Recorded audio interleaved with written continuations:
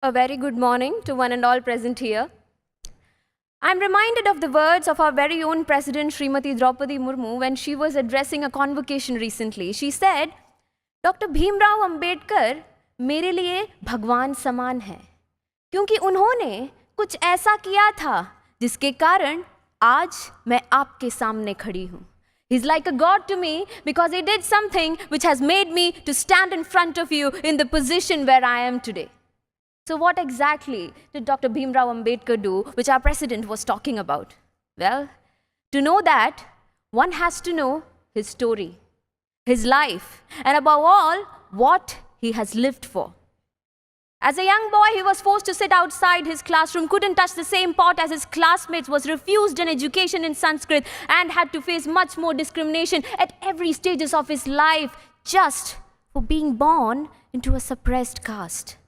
But these did not deter him from his goals. His goal to make every Dalit man realize their individual identity. His goal to make every woman in this country cherish the prospects of freedom. His goal to propel India into a future which guaranteed social justice and equality. What has always inspired me about Baba Saheb is his courage and determination. Despite all the hardships that he had to face in his life, he rose up from them with his determination.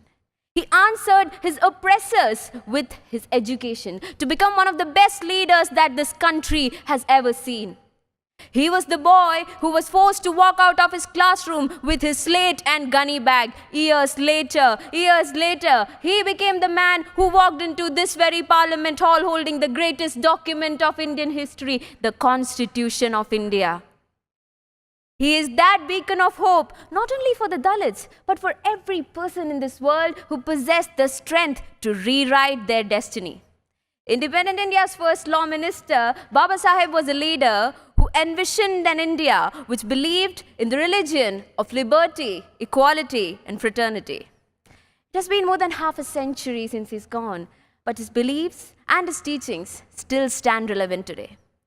In the end, I would just like to conclude by quoting a few words about him which says, इंसानों को गुलाम बनाकर हजारों बादशाह बने हैं.